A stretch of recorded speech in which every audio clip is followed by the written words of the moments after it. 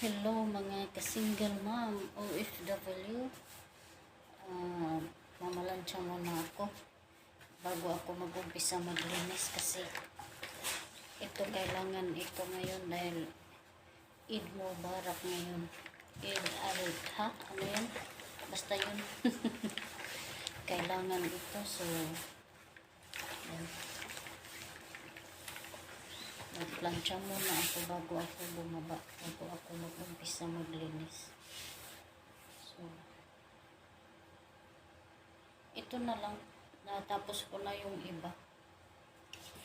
Yan. So, ito muna ang inauna ko. So, medyo maaga pa naman. So, para mamaya, yung mga puti na lang. Yung mga puti nila. Ang plantsahin ko mamaya pagtapos ko maglinis.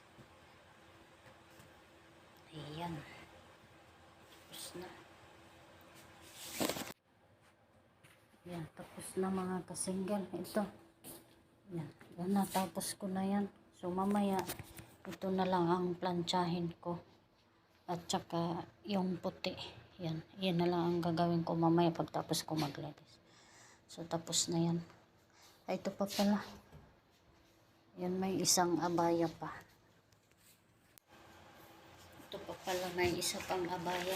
So, ito na lang. Tapos nito, ibaba ko na. Tapos maglinis na ako.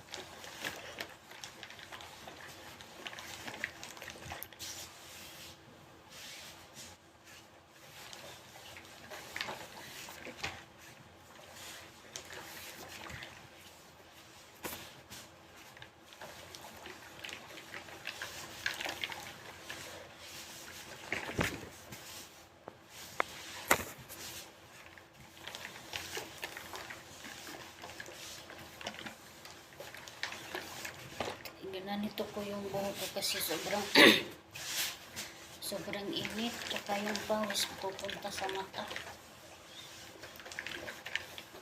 At tinalian ko ng pani. Discarte lang. So, kumusta mga kasingle? Mga kasingle nga, sa aking mga kababayan na OFW. Sana ay nasa mabuti tayong kalagayan. Ingat tayo palagi saan man tayo magpunta, mga ka-single mom, mga ka-OFW. Kailangan natin magsikap, ano? So, laban lang tayo sa buhay. Ano mang pagsubok na darating sa buhay natin, kailangan natin labanan.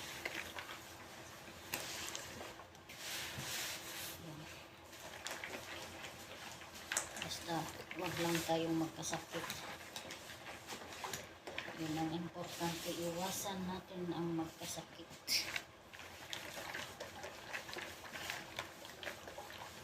Ingatan natin ang ating sarili.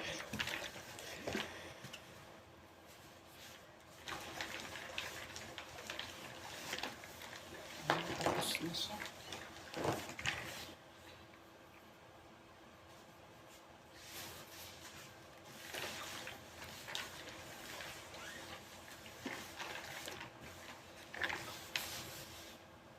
Tapos na mga kasingle. So, ibababa ko muna to.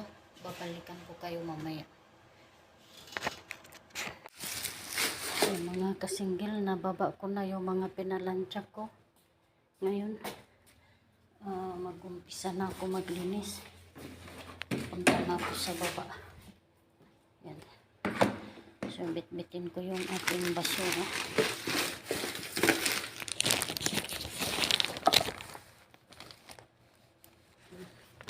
Makalat mga ka-single mom kasi ginagawa pa yung kwarto ko, hindi pa tapos.